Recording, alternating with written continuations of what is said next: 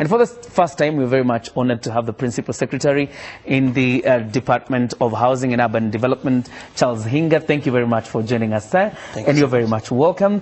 And for the second time, we have the Chairperson of Urithi. Thank you very much, Sam, for joining us tonight. And Johnson Denge is from Cytonn Investments, and of course an expert on these matters. And we're talking about President Uhuru Kenyatta's Big Four agenda, and the specificity of it is affordable housing. And the last show we had, that was in the month of February, we were talking about the possibilities and how to implement the entire project and why it is important.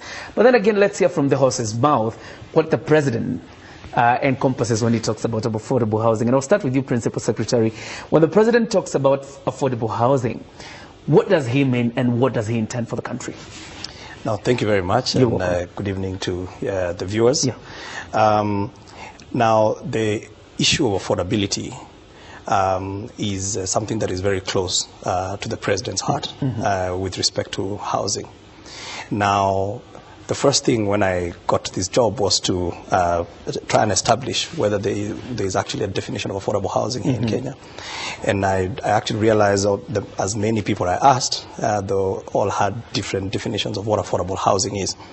But during the swearing in of the inauguration of the President, he did mention that what he considers as affordable housing is what you're paying today for your rent. You should be able to pay the same amount of money and own the house. Today in Kenya, unlike maybe other developed markets, the difference between what you pay for rent and what you get for mortgage is almost 4 to 6 times.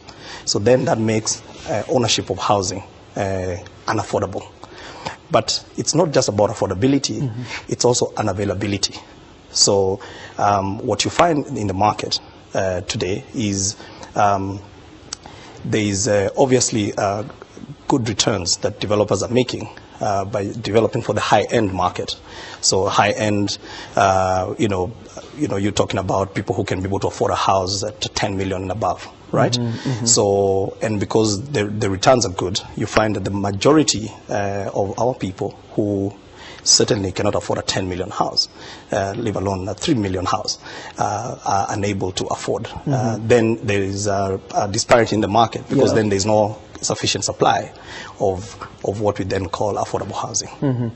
Fantastic. And it's quite an interesting one. And I'll come to you, Chairman, from Urithi. When you listen to the Principal Secretary and the whole agenda, do you think now we have a clearer picture of what the President wants in terms of affordable housing? Yes, the picture is clear, and it is true that the low bottom of the pyramid, where most of the people are, in terms of affordability, this is a very relative term, because affordability is ability to translate whatever you pay for rent, convert it into either a mortgage or towards ownership. But having said that, we also go to what we call cheap, or something that is within the reach of most people. The majority of people are at the low ebb of the segment. And to reach to them, we must look at their incomes, disposable incomes. Yes. We look at the wage and salaries that they get and try to craft something that will fit that niche. And this has been a daunting task, creating a deficit of not less than 200,000 units per year, every year. And the industry is only able to do like 50,000. So there is always a deficit of 1.5 low-end housing. For us to bridge this gap, we must therefore mitigate on those parameters that affect the cost of a house. And there are those variables that we must seriously interrogate, namely land, the cost of financing, the cost of material, and the time that it takes to construct a house. That is the labor. If you are able to mitigate on those, and we are glad that we have the peers here who will be able to tell us the government input into these interventions to make sure that whatever people call affordable is really affordable. Because even where we are, very few people have been able to reach that segment of the economy where most people would want to have a house, yet they are not attractive to the financial options that are available. They are not very attractive to the financial in the real sense of the word. And we'll get to that, but Denge, when you look at, and the Principal Secretary talks about that the amount you're paying for rent can also give you a house. And I'm looking at the dynamic that controls housing in the Republic of Kenya, and most importantly, again, the dynamics around real estate. Is it achievable where you have to say, that the amount you're paying for rent can also give you a house? And I'm looking at the dynamic that controls housing in the Republic of Kenya, and most importantly, again, the dynamics around real estate. Is it achievable where you have to say, my rent can also pay a house for me? Thank you. Yes, it can be achieved. If you look at markets, which is talking about markets like the US, developed markets, we've seen the penetration or access to over 70%. Down here in South Africa, mortgage penetration is over 20%. So it's achievable. And I'll echo what he's saying again. There are certain parameters we need to look at in trying to achieve, especially on the cost, so that we are matching demand and supply. Even as you say, there's no supply, but as you put in supply, you must match it to the right supply.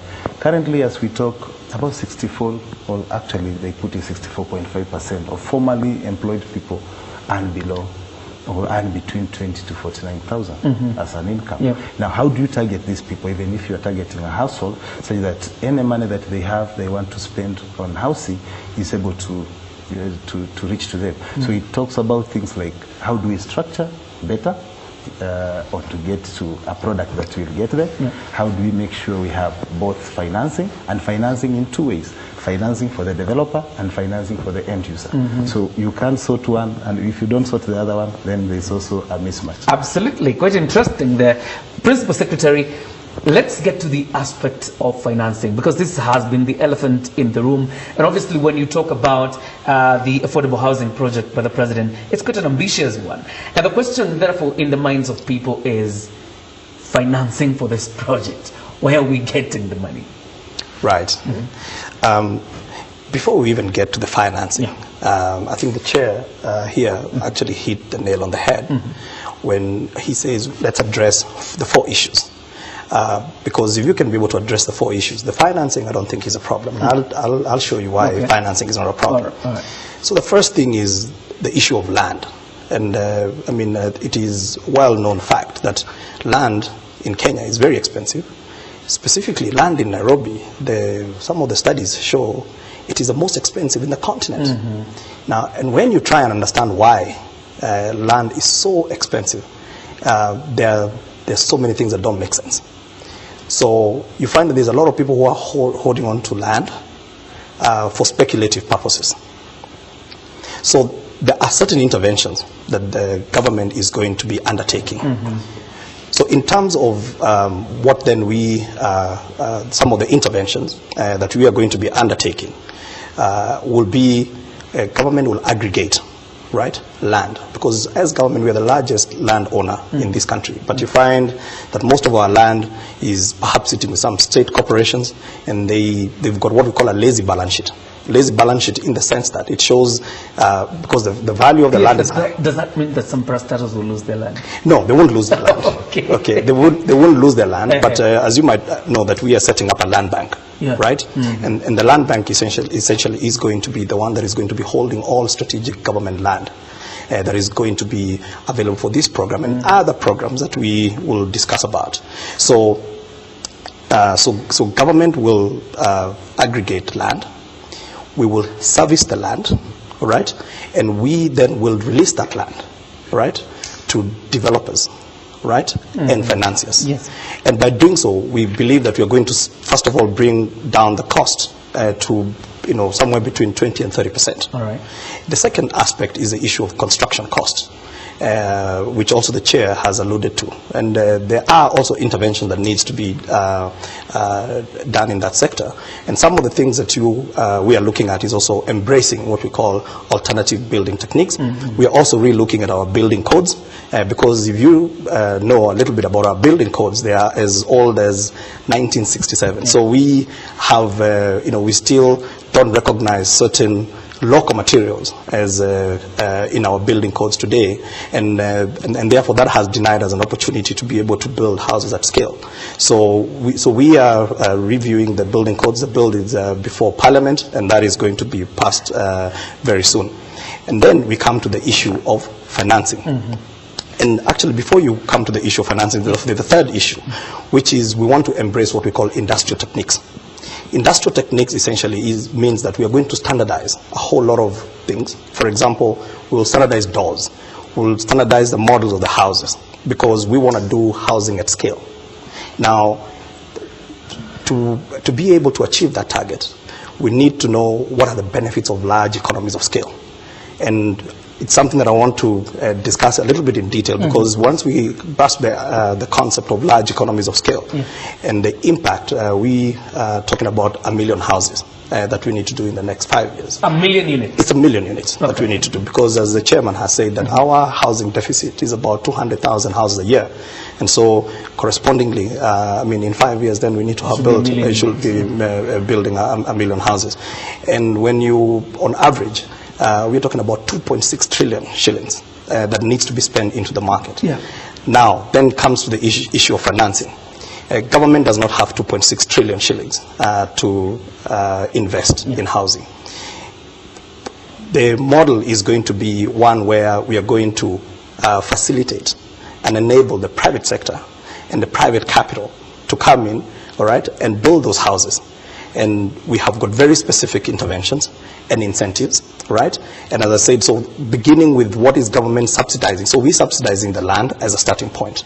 We are also subsidizing by ensuring that you get serviced land, because traditionally we have been having developers financing the infrastructure, and it's a pass-through cost. So you pass that to the end user, and that then makes it still unaffordable. So there is a subsidization package, right? There is also an aggregation. We are aggregating demand. Today, national government alone employs over 700,000 people, right? So if we can be able again to work around economies of scale, right? We can be bold enough to go to the market and say, build the houses, right? Because I know that as government, before you even go to the public, I've got a market of 700,000 civil servants, public servant teachers, and nurses that are in need of housing today. So, but then we'll talk about the offtake model, which is probably requires a little bit of time. But we do have a financing structure. Absolutely. And we'll talk about that. But Chair, you know, your firm deals even with issues of land. And when the government says it will subsidize when it comes to land to try and lower the cost, particularly, you can paint the picture for us, because you're in both the selling of land as well as, you know, the construction of affordable housing. How sizably does it reduce the cost on the part of the person who is developing? Well, the cost of land accounts between 20 to 40% depending on where the land is. But the best way to approach this is by making sure that where land is affordable, is relatively low, we increase the space and the houses. But when it comes to high-end or high-cost land near towns and peri-urban centers, you make use of the vertical space, because you can go as high as you want. Then with that, we also bring in the aspect of government subsidy of the land and servicing the infrastructure. If they are able to do that, the infrastructure costs between 15, again, 20%. So by the government availing land to the developers, and also making sure that the infrastructures, they are supported, there are some subsidies, you can cut cost by almost 50%. And now that was... If I do a rough math by what you're going with, you say about 60% has been cut, 60% cost by government has been cut. At least 50%. At least 50%. At least 50%. It's safe that way? That is very safe. Then we make use of the economies of scale. And the best approach and advice I've always been advocating since this agenda was laid on the table, and we are very privileged again to have the peers here, is for the government to work with the players in the industry, because like the SACCOs and the society, we have over 20,000 SACCOs and cooperative societies in the country, 20,000, although not all of them are active. If you're able to target half of them, you are able to meet so many people for two basic reasons. the government should not approach it from the perspective of giving people money, free money, because people will never, of course, respect that. The best approach is to work through the circles, make sure that these people are financed, and because there is a lot of trust dealing with members within the circle, now the government can support the circles to support their members. Urithi alone has more than 46,000 members, both the circle and the housing. 46,000 members. Then we go to other circles and cooperatives. And I'm saying that because circles are found in every part of the country. The other problem is that circles are segmented, so to speak, because they are dotted all over the country. How can we bring circles under one umbrella and we tell them, this is a package, all circles in Nairobi, can we work on this project and we support the agenda of the low-cost houses? Primarily because circles and cooperatives serve their members. They are not profit motivated. And you can reduce again the markup. In the industry, the markup is almost 30%.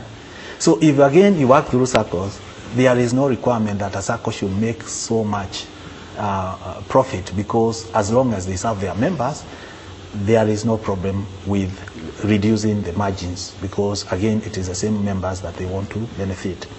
So by doing that, if you reduce the markup in the market, you can now go very, very low than people can ever imagine. And I think this is very realizable if we work using that model and through that approach. And they are there. I know there are so many circles that have no capacity. Another thing is that we have offshore funders and financiers, but how many people have capacity to partake of these, this kind of loans? These people come and tell you that we cannot give anything below 2 billion. How many cooperatives or how many individuals can absorb that? But if we bring all of them together, we can say that each circle, each cooperative society, each individual developer can bring their needs together, and under one project you take a certain fraction of that project. Instead of every cooperative, every company, every developer doing their small 20, 30 houses, can we have like 10,000 units on a government land, and each cooperative, each circle, each small outfit will come and take a portion of that, a fraction of that. And the government now supports the whole project without caring so much about the retail financing, because the retail financing is very key. There is the development financing and the retail financing. The retail financing is taken care of by the contact persons who are in the shape and the character of the outfit right already. And then the government comes at the developing stage, support the system. So by so doing, you find that the whole cycle will become very, very feasible. And obviously the PS will respond to that in terms of engaging circles for this particular project. But of course, Denge, the private sector in Kenya, particularly when it comes to being engaged in government projects, sometimes has been a white elephant. And exploring all the financing options that exist, which one would you say is the safest way to go? Thank you for the question. Quite an array if you wanted to really engage the government, especially, and as I said, there are two aspects of financing here.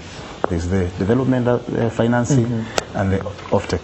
Offtake is more on the end users. How do they access this? On end users, I think the best one will be, and especially for with all these incentives coming in, the best will be trying to come up with private-public partnerships. Okay, PPPs.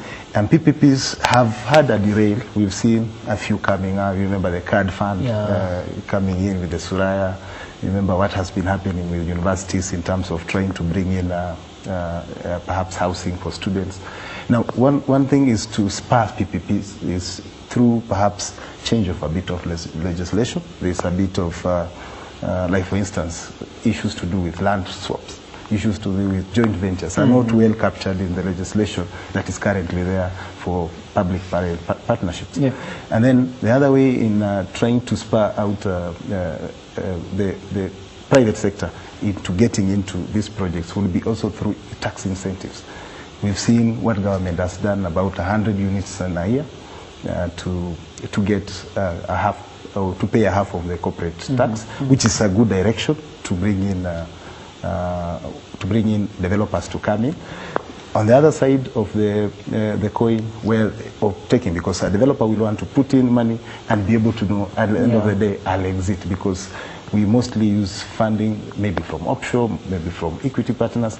So at that point, you also need to come in with other innovative ways. For instance, as Cytonn, things like just doing off-sale, off-plan sales, is able to get in income early enough in the project to be able to leverage the end user at a point, because you are getting funding, they are buying from off-plan. That's another way. The other way that we can explore, which is a huge gap that was being handled by National Housing Corporation, is where you have people buying on tenants purchase. It has really been a huge gap that was being handled by National Housing Corporation, is where you have people buying on tenants purchase. It has really been little explored. He was talking about government workforce for about 700,000. These are people you have their, you can do check off, you have their money, you give them salary all the time, you know how they operate.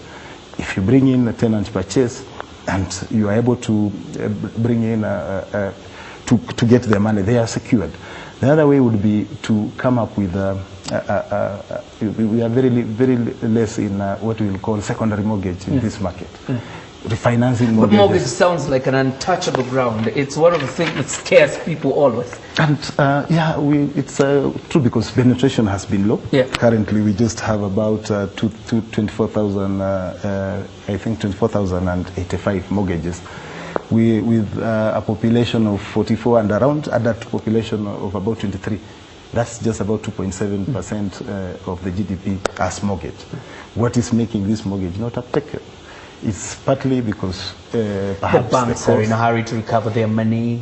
Yeah, other issues to do with high interest rates. But now, how do we able to come in and reduce this? Maybe we need a refinancing company just to be coming in to do. Let's get to the PS that you get to explore these options, because what the chair says is you can engage SACCOs, and of course it's one of the alternative sources of financing, particularly for a project like this one, and with a network of membership, and again being that it reaches down to the common mwananchi, is it an option the government is looking at? Absolutely.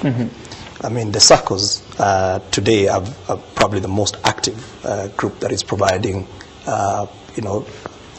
loans or mortgages to their members. But there is a challenge with the SACCO money. Because one, SACCO can lend to you, say, about 3 times your deposit. And then the other one also is the tenure of how long they can be able to lend to you. So while they're doing a much better job with respect to assisting their members to afford houses, it's still a systemic issue.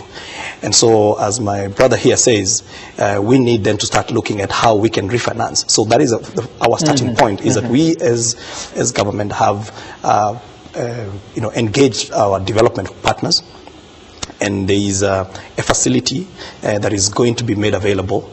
It's just about $300 million as a starting point that is specifically going to go towards funding SACCOs, so that they can extend from the 3 times money and the tenure. So that is one area that we are actively pursuing as national government.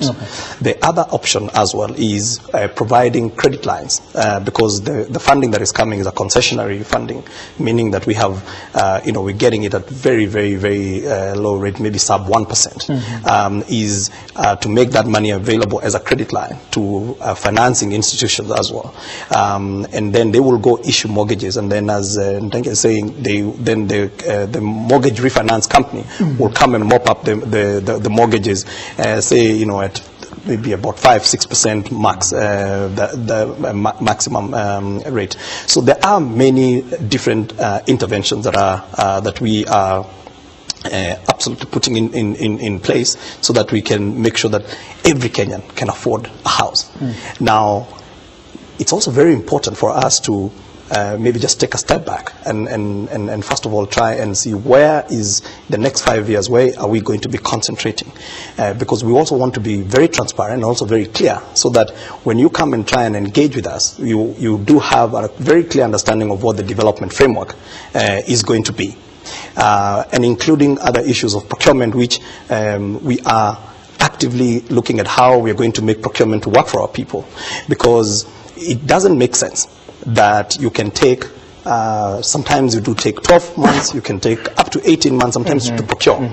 And the whole essence of procurement is supposed to be good governance, right? But when you take 18 months, or you take even 6 months to procure goods and services, then you start to get into an area where you Thank ask... you, because I wanted to ask the question of government bureaucracy and how it's likely to affect the implementation of this particular project. And there is actually studies that have shown that we, because of the inefficiencies that are there, and also so many other processes, we add another between 15 and 20% to the cost.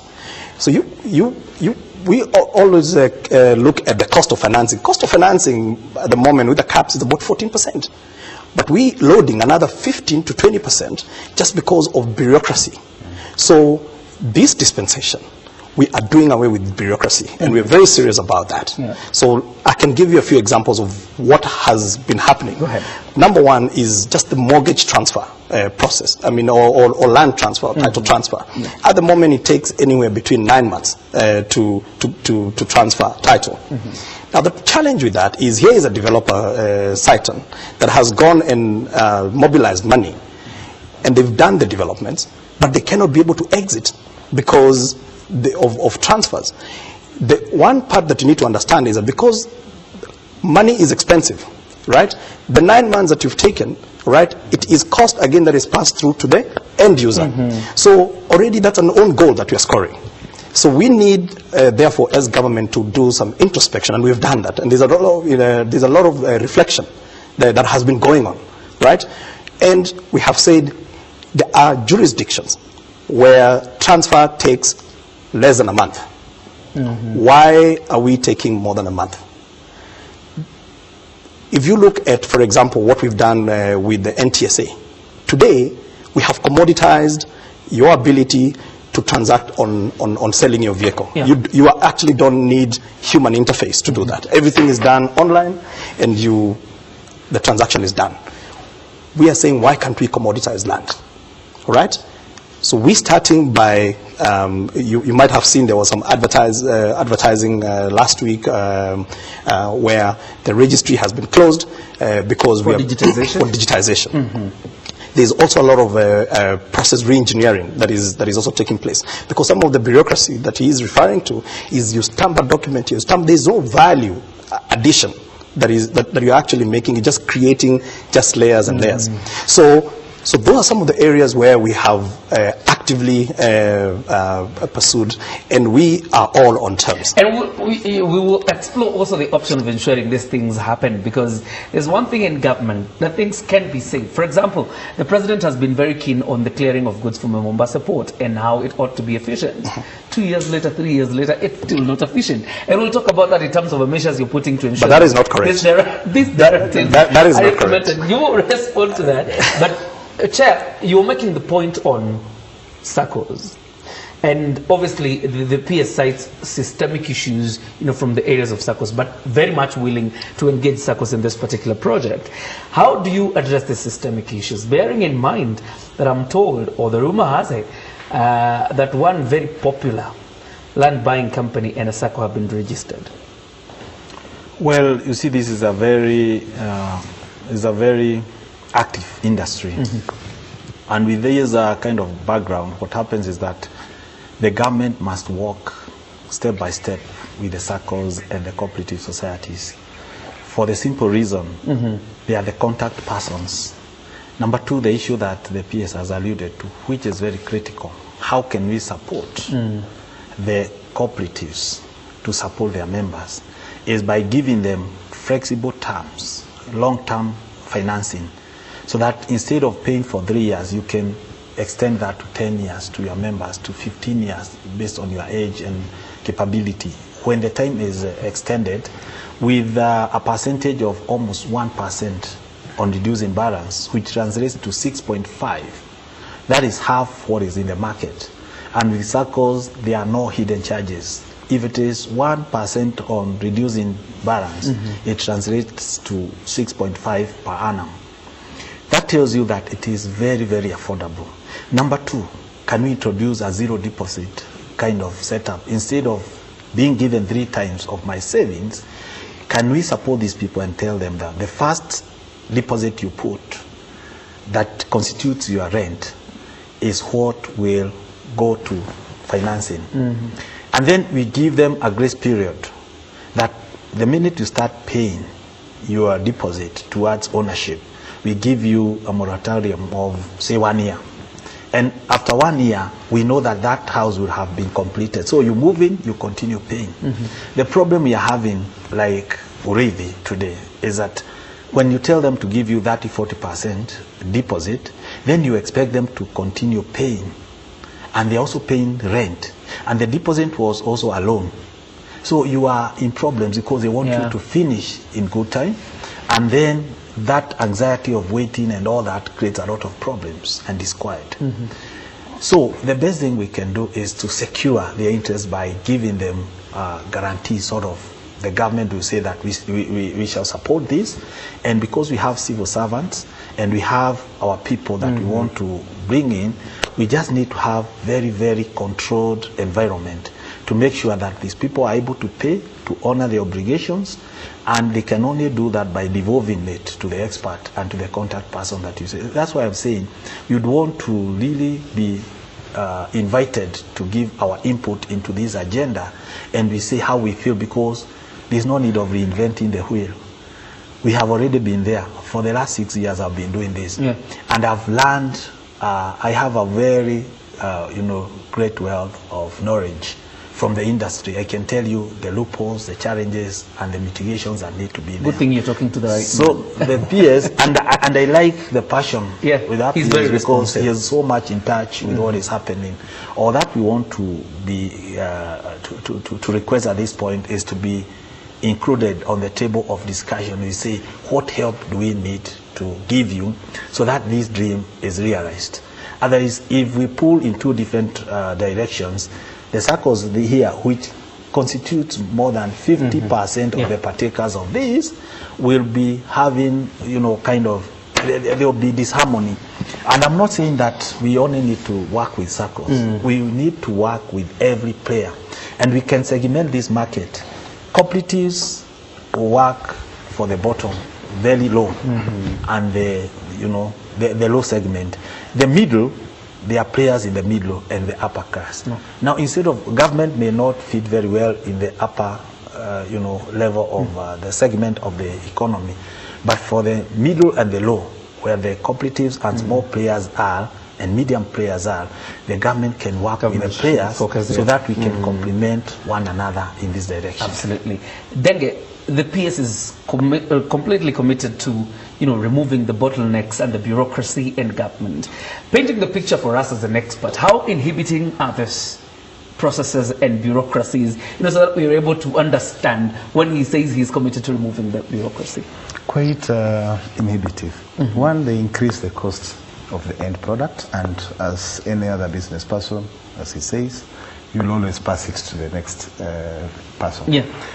You find that we need to see restructuring in terms of issue to the processes, permitting, especially for developers.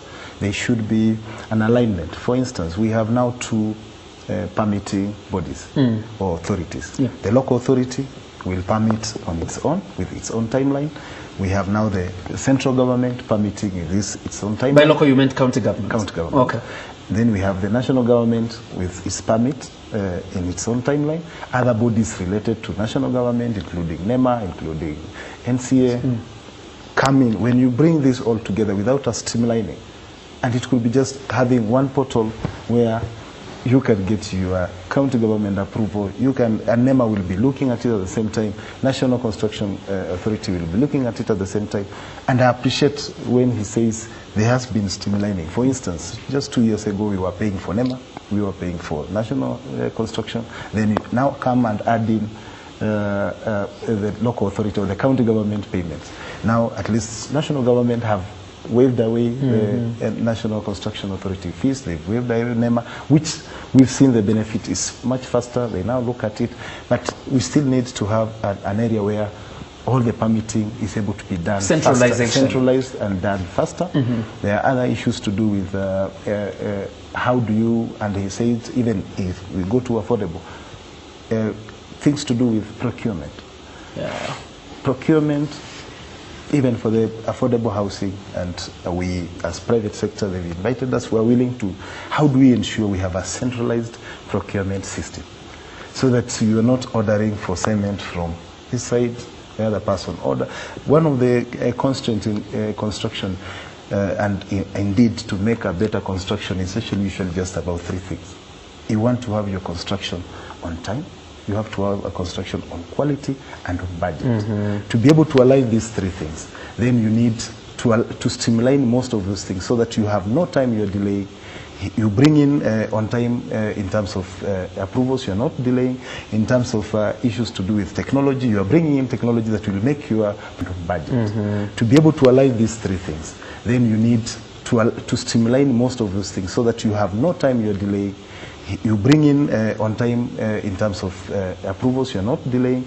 In terms of issues to do with technology, you are bringing in technology that will make your product faster to the house, to the market, because they say housing is an inelastic product in economics. Absolutely. It takes time to deliver. So you want it to be, and then you want your materials to be not just on time, but material that will bring a quality thing, because affordable does not necessarily mean cheap. And then you want to have a budget that is reflective to the end user. So a proper design, modular and standardization of design, a proper legislation to systematically give what is minimum requirements for a building, what are we looking at, and this goes back to also what he was saying around the building code.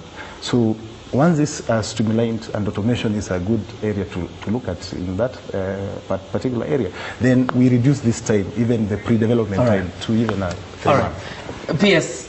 Even though you insist I was not correct on the remark that I made, but then there appears always to be disconnect, particularly in public service, between the policy directive and the implementers. And you have good intentions in terms of removing the bureaucracy. But as a person in charge, how do you ensure that this policy directive, number one, is a trickle-down effect and that it is implemented on your directions? So for a start, when I assumed office, and I come from private sector, and having worked for many years assisting contracting authorities, so I did a lot of work in the public sector. So I know the pains of what private sector goes through because of all those bureaucracies. So my first day in office, which was on the 2nd of March, I instructed all procuring parties in my State Department that they must give me a reason why they cannot initiate a transaction, adjudicate, award, there is a process of appeal, contract within 45 days. That's a month and about 15 days? Everything. Now, and we will still have to streamline even, so we're looking at legislation to say, you know, do we reduce the number of statutory days, for example, where we say it has got, you know, when you advertise, it's 21 days. So from a perspective, we're serious about it. The other thing that you must understand is that procurement has been abused. And the abuse of procurement on its own has made it to be, almost everybody aspires to be a procurement officer, because it's a trade, right? Now, you know, someone says, how are you going to fight corruption? Right, as a starting point. And I think the best way of dealing with corruption is actually focusing on making things work. And I'll give you a very good example. Having been in diaspora since 1999 in South Africa, every year, I mean every 3 years, I'll come back home to get a police clearance certificate when I'm renewing my permit. At that time, I think the CID offices were somewhere near Pan-Africa Hotel. It will take you 2 to 3 days That's next to Integrity Center. Next to Integrity Center. It will take you 2 to 3 days to do that, to get a police clearance certificate. The queues and queues and queues. And you know where the bottleneck was not even in the fingerprint place, was where we were going to pay. And the gentleman, whoever was there, will work 5 minutes and he goes away, I don't know, cup of tea, and so on and so forth. And it just creates tension, and ultimately, you find that people are just going behind, right? To go and pay because, you know, I don't live here, so I'm staying perhaps in a hotel, 2-3 days is expensive. When we introduced, say, Huduma services on e-citizen, right, we dealt away with that issue. So, for example, when PSC wanted my police clearance, I had to go to CID, and it took me less than a day to do that. We can make things work for us, right?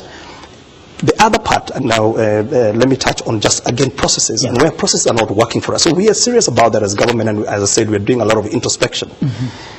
We've been dealing with a spate of collapsing buildings. And unfortunately, they actually fall under my docket. So while I thought I'm coming in here, it's a glamorous job we do, we're going to build these houses, a million houses, and then less than a week, it's a baptism of fire. There are buildings that are collapsing. And when you try, so I went to Kariobangi South, to inspect a building that had collapsed. And I met a gentleman by the name of Wanyama. He's a young guy, right? And Wanyama told me, PS, our problem is, he calls Vijanas. Vijanas, we're the ones who actually get contracted to come and put up these structures, right? We are not trained, right? And for us, it's an income, right? But if you then talk to the developers, they have a problem. What is the problem? As he's correctly put it, you've got too many processes, too many human interfaces. Right? And those human interfaces, what are they doing? They are just, there's a lot of ukora that goes on, right? So for a developer to make money, all right, and we're not making excuses for people who are building, substandard. But you cannot take away the fact that by having this bureaucratic process, you have introduced a lot of whatever you call cartels, where there's a lot of money that is going down. So before you actually build, right, you've already leaked a lot of money. Technically, you have only so much left to build. And then they start cutting corners, the material they use, right, the mixes, and so on and so forth. And even the professionals they get. And the professional they get, and so on and so forth. So for us, the point about, for example, a one-stop shop, and we are launching one, right? So National Construction Authority is under instruction by mid next month. And we're piloting even with the Kisumu County, whom we've also funded as national government, all right? They've also standardized their processes. And we are going to have a one-stop shop where at county level, and you can also be able to track it, right? So you will know your issues are stuck at NEMA, right? And we are also putting, there are things that we can do better. It's performance, we talk about KPIs, right? So we are serious about not just making good pronouncements, but we are very keen about following up and holding people to account. Well, I see it's 31 minutes past the top of the hour, which means we have run out of time. Before we do that, very quickly, Chairperson, the government has done all this, including the subsidies on land, as well as remove the bottlenecks. How do we feel the trickle down for the Mwananchi? Because it appears like there's also the private sector here that would want to benefit much more, even after the subsidies have been introduced by the government. How does the Mwananchi benefit from this particular thing after the subsidies by the government? Well, the initiative is very good and very welcome. It's good that PS has done his homework. He understands the terrain. He has been a player in the field. All that we need to do is to bring everybody on board and segment what division of labor. Region-wise, in terms of profiling the different needs that we have. I believe in the next 5 years, we are supposed to actually to have achieved this dream. And because the government is very committed, especially coming from the top downwards, if we have the players support this dream and the government live by their word, because sometimes the people who are implementing the policies might not be very much willing, very passionate about it. If we want to go to the low end of the segment, we must look at all those interventions, and we take one after the other. We have a serious checklist. What are the impediments? Bureaucracy, how much does it cost? Yeah. Today I have a land that has taken me more than 2 years to transfer. So the costs that you envisage will definitely change, because if changing or maybe even transferring the land has taken you the bureaucracy and all that, if it takes long, again it will be a problem. And that's why the PS is saying they'll also try to hasten this process. And I know it is going to help the industry. Let me cut you short before I'm fired. Very quickly, your last word, if I give the PS the last word, and of course there's a question here that you'll have to answer, PS, very quickly. Okay. My last word would be a good initiative. Thank you, PS, for the initiative. It's actually, as we were discussing, the biggest agenda in the four agendas of government, because it impacts the others. Key to notice that we've had initiatives of affordable housing previously. How do we make sure, and as the local mwananchi gets the benefit? Let's put in a policy where, like other initiatives that have happened, where eventually these houses are bought by the rich. Let's put in a way whereby we are able to restrict them so that they are bought by, or they are accessed by the deserving people. And from the private sector and the industry at large, we are open and we will support the agenda. Absolutely. Thank you very much, Denge. P.S. there's a question here as we wind up. Kindly let us know when and how will you help us get into a modern and affordable market stores that were done for us 3 years ago. Small income business people, Kenyatta Peter from Kibera, Soweto High Rise. Right. You know, this has been an interesting conversation, and we did not even touch on the social housing. And you know, there's a lot of our people that are living in the slums, and we have got a big program of uplifting their lives. And the stalls for the Kibera have been done. All right, through our program at KISIP. So, what you said his name is? Is Kenyatta Peter. Kenyatta Peter. Yes. So Peter Kenyatta. Yes. Kenyatta Peter must know that the stalls are ready, and they should be able to occupy them anytime from now. It will be a big mistake for me not to end by saying a couple of things. Yes. One, a program like this one, it will be unforgivable that if we are going to mobilize 2.6 trillion or 3 trillion shillings over the next 5 years, that there is actually no impact. Forget about the housing itself, on the economy and the people that needs the jobs. So there is a target of about 750,000 jobs that need to be created, but they need to be good jobs, right? And they need to be permanent jobs. Right, so we have got a big program which I am happy to come back another time, so that we can actually focus on how on the plans that we do have for our people. The one part that I want to be very clear about is we are very serious about transforming our informal sector, because we cannot keep on talking about informal market jua kali, and we have no plans about how we are going to provide them with sustainability. So you will be very happy to know that we are working with financial institutions, right? But again, remember the word, if you forget about everything I've said, large economies of scale. Anything that is done at scale, you are able to have a lot of interventions. So for example, we are able to designate certain materials, okay, like doors and windows, and we're saying those must be made locally, but also by certain segments.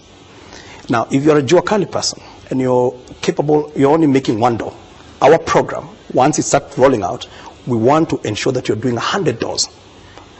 Through this particular program, because then I have moved you from being an informal to formalized. By formalizing you, you're able to go to the bank and get a loan and buy the same houses that I need people to uptick. Absolutely. The last thing is that we are also embracing a concept of mega cities. I would like to come and have a discussion about the Megacity Concept. You know that one of our flagship projects is in a place called Mavoko, which is in Machakos County. We are not just looking at our piece of land, which is 55 acres. NSSF has 1,000 acres. We don't want to build houses in Mavoko for people to come and work in Nairobi, right? We are also taking jobs to where the people are. So we have 1,200 acres of industrial park, You know, Kenya Meat Commission also is coming up with a leather beneficiation plant. There's Konza City, which is about to explode and take off. There's a Nairotropolis city around the airport. That is a mega city concept, and you can take that and mirror it to agri-city, where we're going to do agro-processing, and at the same time make sure people live around there. The special economic zones, Mombasa as a port city, so we have got great plans, and I'm very excited about these next 5 years, and I know the majority of Kenyans, who are called the Coalition of the Willing, are happy to join us to build a Kenya that we want. Thank you very much. A coalition for the willing. NPS will be engaging. I think all of you have booked yourself an opportunity for, you know, the other panel at the end of the month of April, because we also need to talk about social housing. For example, because even on the first episode we were talking about the houses that were built in Kibera, meant to benefit the community, but then some of the people living there were not living in Kibera initially. So again, there's still that mismatch. But we will talk about it again, and the big plan that you have for the people living in informal settlements. Thank you very much, Chairperson Urithi Maina, for joining us tonight again for the second time. PS for your first time. But this was the orientation for the Principal Secretary. His first time it wasn't as bad on live TV, and it was not bad. No, it was. I had and fun. Also, Denge, thank you very much for joining us. But it's been a panel of guys in glasses. I didn't notice. But here we are. Have yourself a good night. God bless you. We'll see you on Sunday. Thank you so much. Great. Yes.